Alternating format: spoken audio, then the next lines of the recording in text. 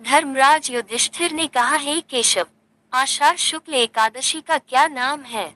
इस व्रत के करने की विधि क्या है और किस देवता का पूजन किया जाता है? श्री कृष्ण कहने लगे कि हे युधिष्ठिर, जिस कथा को ब्रह्मा जी ने नारद जी से कहा था वही मैं तुमसे कहता हूँ। एक समय नारद जी ने ब्रह्मा जी से यही प्रश्न किया था। तब ब्रह्मा जी ने उत्तर दिया कि हे नारद, तुमने कलियुगी जीवों के उद्धार के लिए बहुत उत्तम प्रश्न किया है, क्योंकि एकादशी का व्रत सब व्रतों में उत्तम है।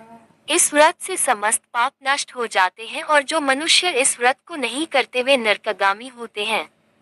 इस व्रत के करने से भगवान विष्णु प्रसन्न होते हैं। इस एकादशी का नाम पद्मा है। अब मैं तुमसे एक पौराणिक कथा कहता हूँ, तुम मन लगाकर सुनो।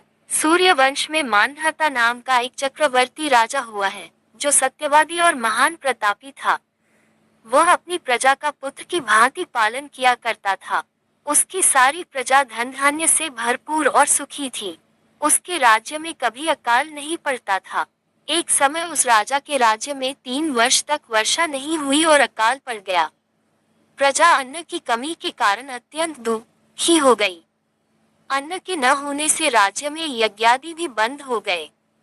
एक दिन प्रजा राजा के पास जाकर कहने लगी कि हे राजा, सारी प्रजा त्राही त्राही पुकार रही है, क्योंकि समस्त विश्व की सृष्टि का कारण वर्षा है।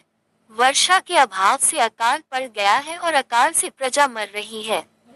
इसलिए हे राजन, कोई ऐसा उपाय बताओ जिससे प्रजा का कष्ट दूर हो। राजा मांधाता कहने लगे कि आप लोग ठीक कह रहे हैं। वर्षा से ही अन्न उत्पन्न होता है और आप लोग वर्षा न होने से अत्यंत दुखी हो गए हैं। मैं आप लोगों के दुखों को समझता हूँ। ऐसा कहकर राजा कुछ सेना साथ लेकर वन की तरफ चल दिया। वह अनेक ऋषियों के आश्रम में भ्रमण करता हुआ अंत में ब्रह्मा जी के पुत्र अंगिरा ऋषि के आश्रम में पहुंचा। वहां राजा ने घोड़े से उतरकर अंगिरा ऋषि को प्रणाम किया। मुनि ने राजा को आशीर्वाद देकर कुशलक्षेम के पश्चात उनसे आश्रम में आने का कारण पूछा। राजा ने हाथ जोड़कर विनीत भाव से कहा कि हे भगवान, सब प्रकार से धर्म पालन करने पर भी मेरे राज्य में अकाल पड़ गया है। इससे प्रजा अत्यंत दुखी है। राजा के पापों के प्रभाव से ही प्रजा को कष्ट होता है, ऐसा शास्त्रों में कहा है। जब मैं धर्मानुसार राज्य करता हूँ तो मेरे राज्य में अकाल कैसे पड़ गया, इसके कारण का पता मुझको अभी तक नहीं चल सका। अब मैं आपके पास इसी संदेह को निवृत्त कराने के लिए आया हूँ।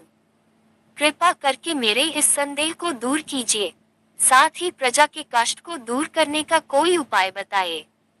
इतनी बात सुनकर ऋषि कहने लगे कि हे राजन, ये सतयुग सब युगों में उत्तम है। इसमें धर्म को चारों चरण सम्मिलित है, अर्थात इस युग में धर्म की सबसे अधिक उन्नति है। लोग ब्रह्म की उपासना करते हैं और केवल ब्राह्मणों को ही वेद पढ़ने का अधिकार है। ब्राह्मण ही तपस्या करने का अधिकार रख सकते हैं, परंतु आपके राज्य में एक शूद्र तपस्या कर रहा है। इसी दोष के कारण आपके राज्य में वर्षा नहीं हो रही है। इसलिए यदि आप प्रजा का भला चाहते हो तो उस शूद्र का वध कर दो। इस पर राजा कहने लगा कि महाराज, मैं उस निरपराध तपस्या करने वाले शूद्र को किस तरह मार सकता हूँ? आप इस दोष से छूटने का कोई दूसरा उपाय बताइए। तब ऋषि कहने लगे कि हे राजन, यदि तुम अन्य उपाय जानना चाहते हो तो सुनो। आषाढ़ मास के शुक्ल पक्ष की पद्मा नाम की एकादशी का विधिपूर्वक व्रत करो।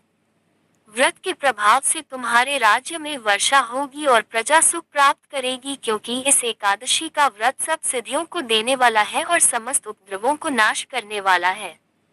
इस एकादशी का व्रत तुम प्रजा, सेवक तथा मंत्रियों सहित करो। मुनि के इस वचन को सुनकर राजा अपने नगर को वापस आया और उसने विधिपूर्वक पद्मा एकादशी का व्रत किया। उस व्रत के प्रभाव से वर्षा हुई और प्रजा को सुख पहुंचा। अतः इस मास की एकादशी का व्रत सब मनुष्यों को करना चाहिए। यह व्रत इस लोक में भोग और परलोक में मुक्ति को देने वाला है। इस कथा को पढ़ने और सुनने से मनुष्य के समस्त पाप नाश को प्राप्त हो जाते हैं।